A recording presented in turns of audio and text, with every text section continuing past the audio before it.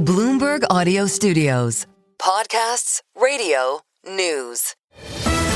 The Stock Movers Report, your roundup of companies making moves in the stock market, harnessing the power of Bloomberg data.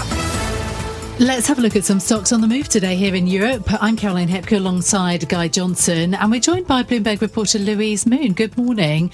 Defence stocks are moving on the back of a note from Goldman Sachs. Yes, so there was a note overnight from Goldman and essentially reinstating a buy across a bunch of defence companies across Europe. So the likes of BAE, Rheinmetall, Melrose Industries, Rolls-Royce and a bunch of others.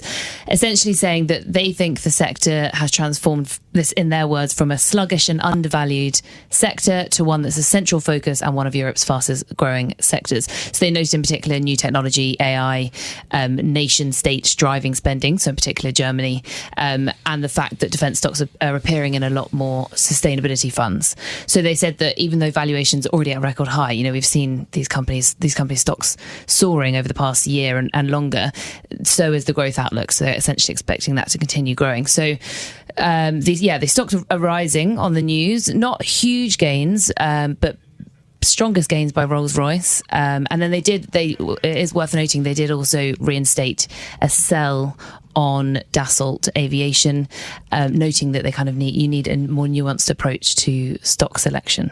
So it was a really interesting note from them.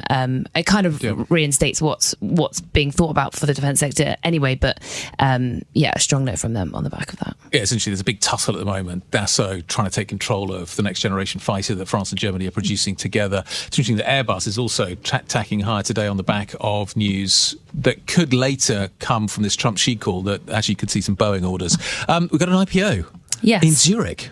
Indeed. Swiss Marketplace Group, which, as the name suggests, is an online marketplace.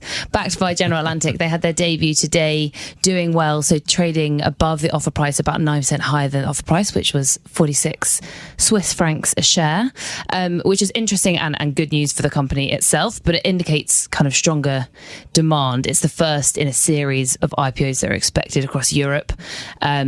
We've got Verizon, which is also planning a listing in Switzerland, and that will be, if it all comes to fruition, that'll be Europe's largest listing in 3 years. So this is the first in a series, and it's indicating strong demand and trading high this morning. So a good debut from them. Okay, so that's an IPO. What about the chemicals company Croda?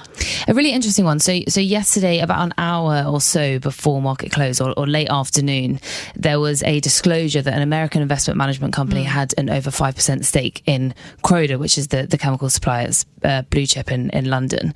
The stock rose on that, most in nearly 5 months, and it's continuing those gains today. And the reason that this seems to be is because the investment management company that took the stake, they also just in 2022 they disclosed a stake in Johnson Matthey, which is in the same industry, and they later pushed Johnson Matthey to do a strategic review, and then of course it was sold later on to Honeywell. So potentially a bit of speculation that they could force through similar change. And if you look back at Croda's share price, if you take away yesterday's gains, they've lost almost 40% so far year to date, taking away the gains yesterday.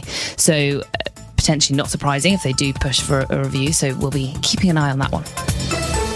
The Stock Movers Report from Bloomberg Radio. Check back with us throughout the day for the latest roundup of companies making news on Wall Street. And for the latest market-moving headlines, listen to Bloomberg Radio live. Catch us on YouTube, Bloomberg.com, and on Apple CarPlay and Android Auto with the Bloomberg Business app.